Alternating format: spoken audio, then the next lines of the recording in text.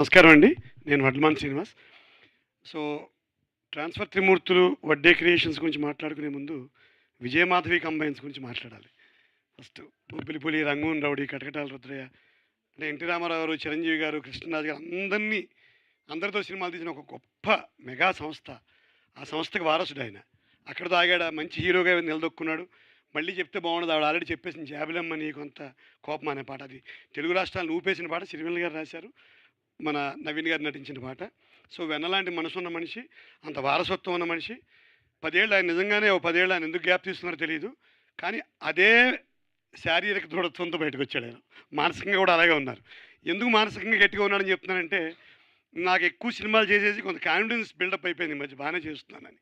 4, 5 సీన్లు కమల్ కుర్రాడు నాతో చేయిస్తున్నారు. ఆయన దూరం నుంచి చూసేవారు వడ్డే నవీన్ గారు.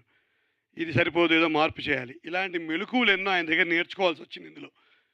నేర్చుకోవాల్సొచ్చింది. ఆయన వదలలేదు నన్ను గట్టిగా. ఎన్నిసార్లు చెప్పాను నవీన్ గారు, thank you very much sir. అంటే కమల్ నేను ఒకటి అనుకుని చెప్పినా, ఇది ఈ మార్పు కావాలి శ్రీనివాస్ గారు. ఇది మీదేదో ఈ త్రోలో ఉంది, ఈ త్రోలో కావాలి అని ఎన్నో మెళకువలు చెప్పి, నిజంగా చెప్పాలంటే ఏ ప్రకాష్ రాజ్ గారు వేసేయాల్సినంత వేషం నాకు ఇచ్చేసాడు ఆయన.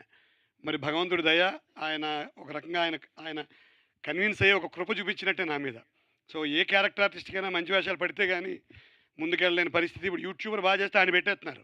ఇప్పుడు తండ్రి పాత్రకి 10,000 అని రాస్తున్నారు. అది రావు రమేష్, సాయి శ్రీనివాస్ అని రాయట్లేదు. తండ్రి పాత్రకి 10,000, విలన్ పాత్రకి 3,000 రాసేస్తున్నారు కొత్తగా ప్రొడక్షన్ కన్స్టెంట్స్ వల్ల. సో, ఆ కష్టాల్లో ఉన్నప్పుడు ఇంత మంచి మంచి వేషాలు రావడం చాలా అదృష్టం. సో, ఈ ఆ కొటేషన్లో రాయలేదు నన్ను. నాకు బాగా డబ్బులు ఇచ్చారు, బాగా చేయించుకున్నారు.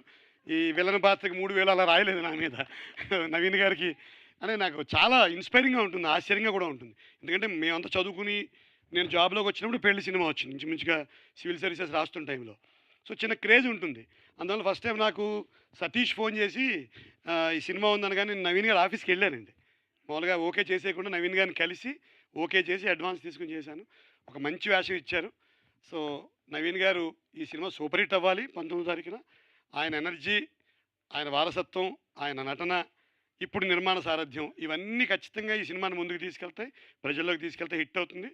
మళ్ళీ ఆయన తండ్రి పాత్రకి 10,000 రాయకుండా మా అందరినీ బాగా చూసుకుంటానని ఆశిస్తూ, thank you very much sir. Kamal, congratulations. And అందరూ పిల్లలే. మొత్తం మ్యూజిక్ డైరెక్టర్ గారు, ఎడిటర్ గారు అందరూ నాలో సగం వయసు ఉన్న వాళ్ళేమో తెలియదు. బట్ అందరూ బాగా చూసుకుని బాగా చేయించారు. So, 'transfer Trimurthulu' is getting transferred to the theatres. బాగా పెట్టారు అది కూడా. 19th జూన్ అందరం వచ్చి చూసి సినిమాని బాగా విజయవంతం చేద్దాం. Thank you very much. Thank you అండి. Thank you.